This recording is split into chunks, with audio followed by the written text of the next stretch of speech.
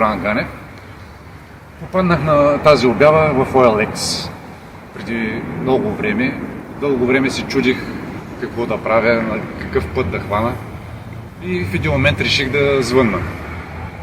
Говорихме с господин Чернокожев, след това се срещнахме, обясни ми за какво става въпрос, за транспортни услуги в Европейския съюз и постепенно съмненията и недоверието, които имах в самото начало, почнаха да избледняват. Впоследствие се срещнах и говорих с колеги, които вече работят за него. И в разговора с тях ми стана ясно, че това не е нещо фалшиво, а си е истинско. Така в един момент реших да закупя този бус, с който ще работя. Създадах си собствена фирма Ганев Експрес Логистикс ЕООД